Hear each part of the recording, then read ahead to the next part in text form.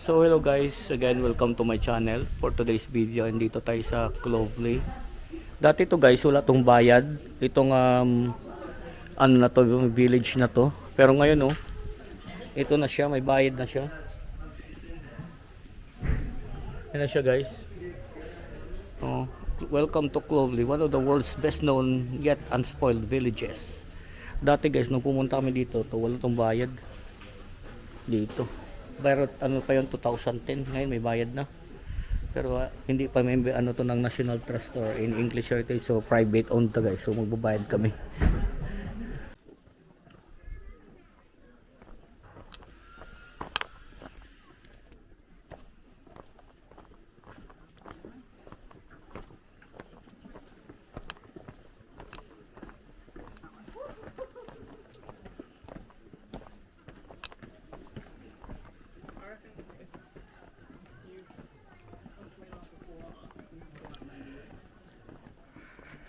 Ang Clovely guys, dati nga nung unang punta namin dito walang bayad to. Ngayon privately owned, kaya hindi ka, kahit member ka ng National Trust or English Heritage, kailangan mo pa rin magbayad.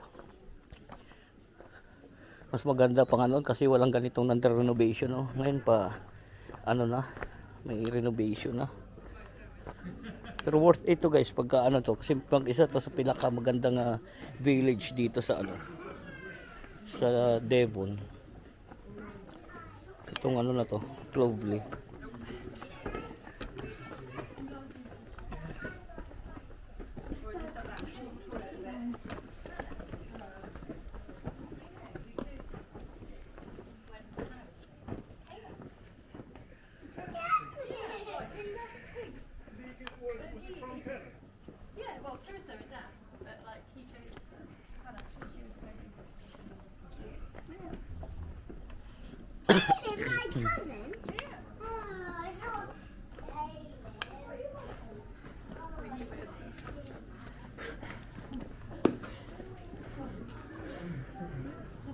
Picture mo sila dyan be.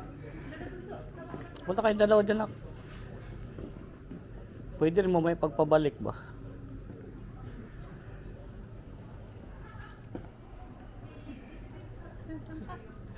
Ayoko naman may ganito, may pagpabalik. Anuhin ko lang to.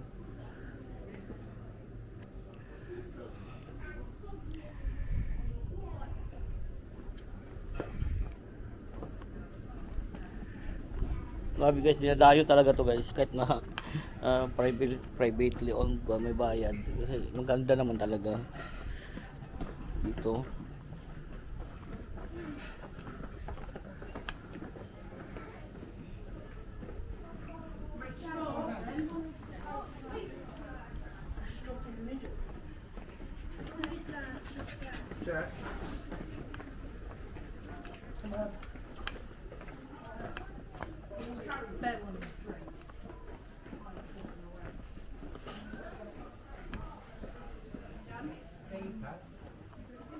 Pero hindi naman masyadong mahal ng 25 pounds.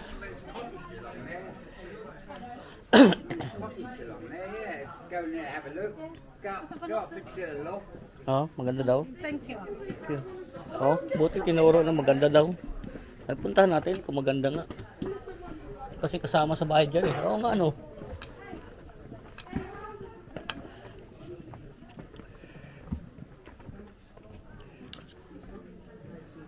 museum pala dito guys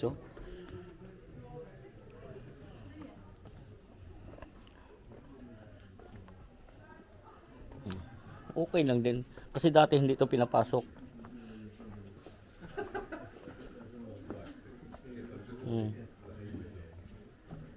Dati wala naman to, hindi namin napasok dati to, kaya naman pala.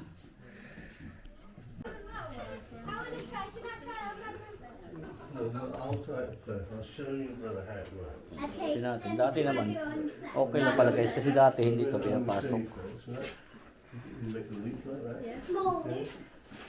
Hindi kami nakapasok dati dito.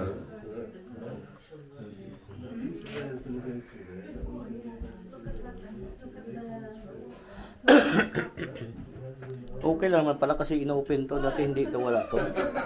Ha? Grabe guys, oh. 1934 yung cup. Maganda yung ano, yung plate niya. Oh. Ganda ng kinukulit nila ate dyan, yung plate. Oh. Ate kuya pala. 1934 guys, yung mga ano. This upstairs. Meron pa doon? Ay, puntahan natin. Kaya pala.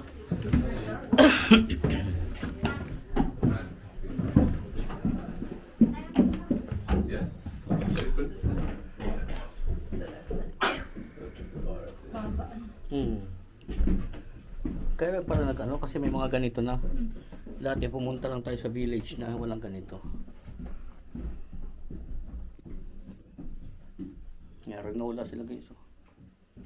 Ano nakalagay pa? The night dress and apron belong to Beatrice Fanny Whitefield Dunn.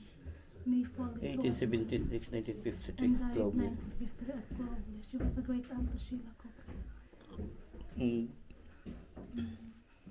Ano yun? Yun Kita ang mo nga. night dress. Hala, yun ang night dress na suot guys. Patay tayo dyan, baka minsan na lumutang ba.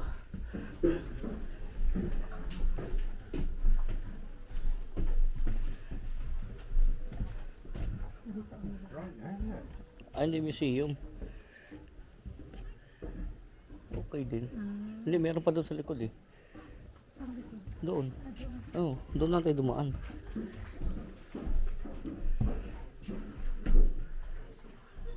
Lobster. Fishing for lobster.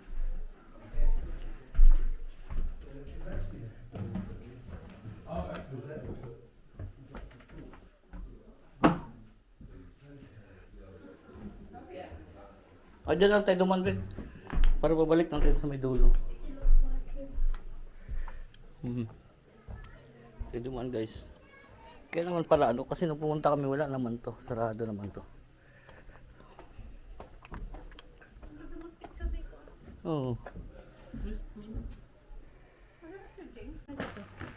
Kasi yun din daw.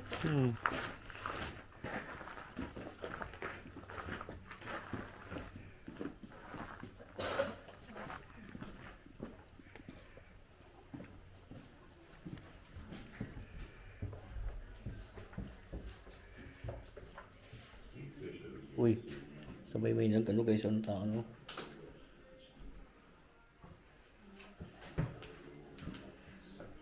Kingsley and Clovelly. Charles Kingsley was born in Home, South Devon in 1819. When he was 11, his father was appointed curate at Clovelly and the family came to live at number 104 High Street from 1832 to 1836. Kingsley Sr. was rector of Clovelly and the family, which included 6 children, moved to the more spacious rectory which stands above the village near the church at Clovelly Court. Although the young Charles lived only a few years of his youth at Clovelly, he loved the place and returned here time and again as an adult.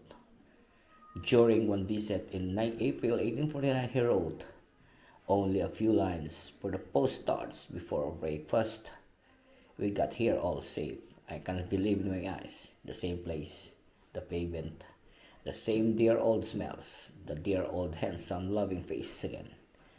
It is as I was only a little boy again, or the place had been stood still, while the world had been rushing and rambling on its past. Ito, di ba?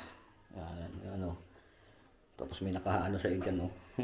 Nagulat si Joshua. So what's inside there? Oh, scary. Ayan siya guys, oh. Hello. Sabay biglang gumalaw guys, no? Sabay gumalaw ba? Three fishers Oh, went in. nagsalita ba? Ngayon na. Ha? They can start to. No. So, pupunta muna tayo sa damit dulo. Dito sa dulo tayo.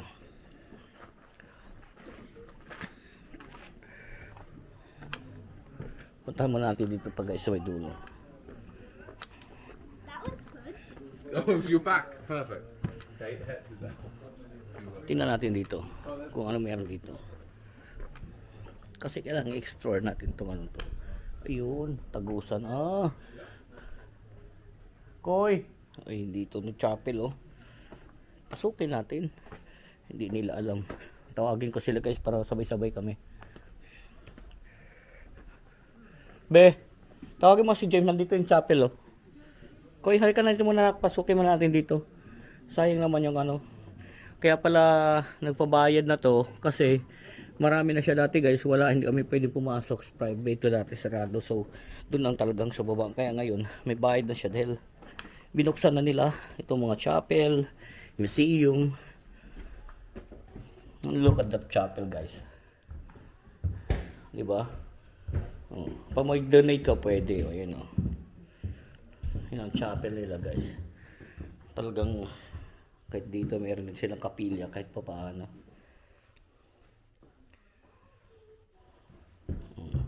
Pero dito pag ikaw mag-isa rito lalo sa gabi ay asahan mo na. 'Di ba?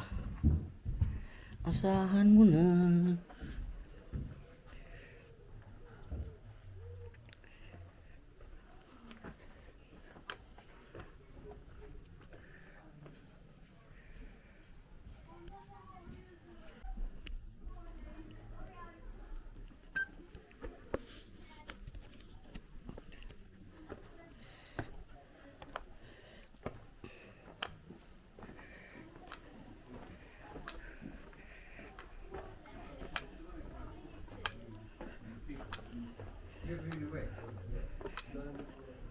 O, no talk na tayo nito guys at syempre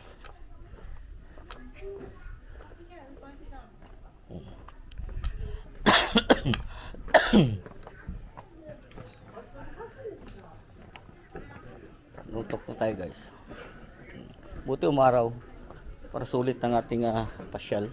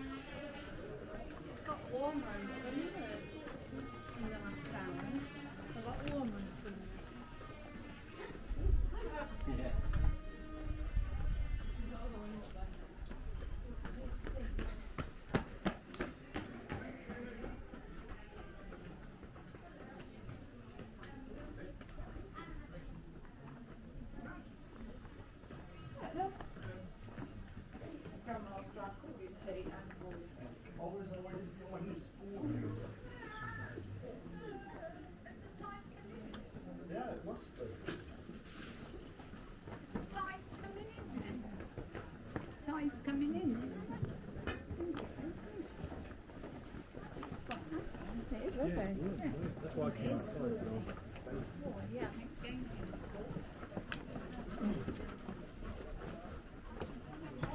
May binabayaran talaga guys. Kaya din doon. Oh.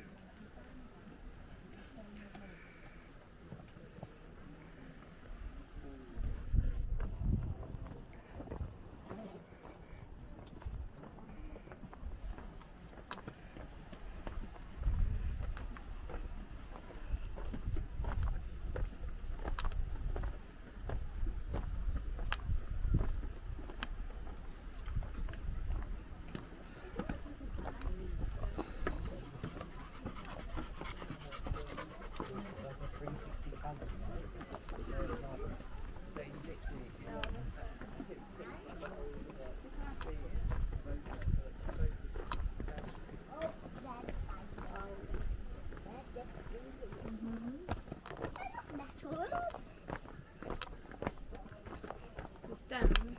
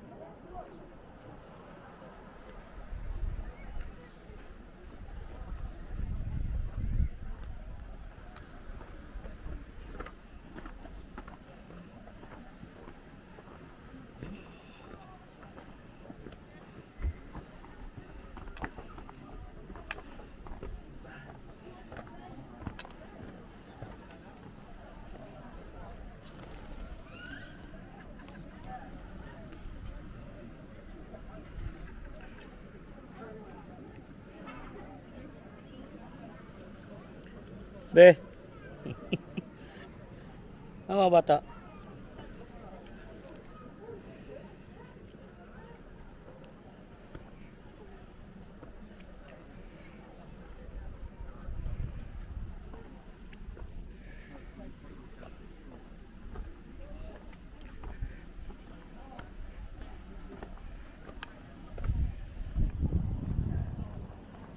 So yun guys, maganda naman talaga dito guys. Kaya may bayad na. Yun nga lang, private talaga. Kasi dito mo lang ito makikita guys. Dati nakakapasok sa dito, ngayon wala na talaga. Sinarado na talaga nila.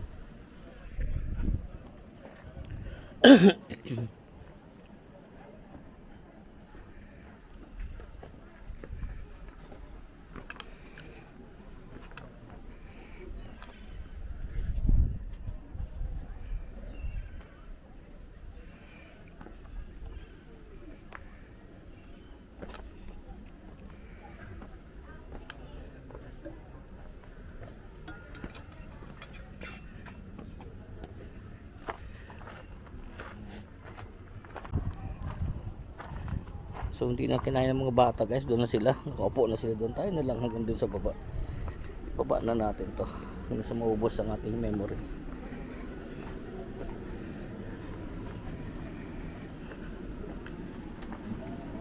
Dapat notok lang to eh.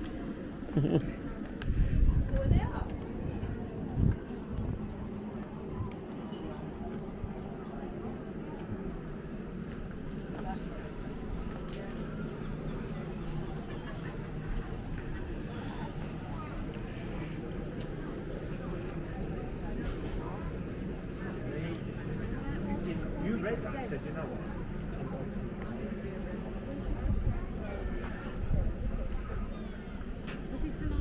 Tingnan natin dito guys.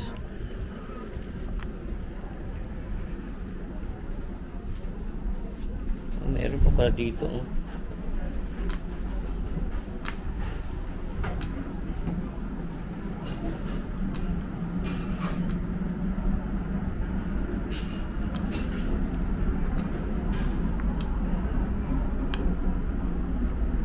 Dito yung car park. May daan nga dito guys, pero private. Galing naman lang na ito, no? Private nga lang.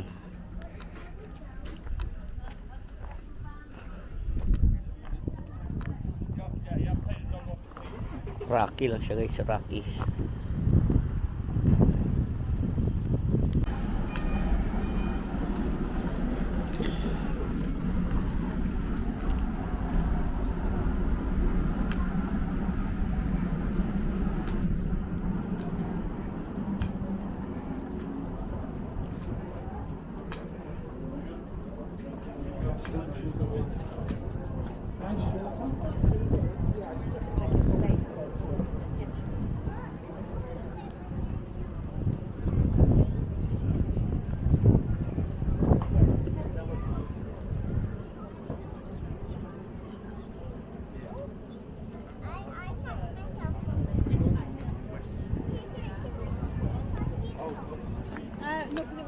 Fish Street, pasok dito sa Fish Street daw, Fish Street. Fish Street. He's very frilly and purple today. It's very pretty and purple.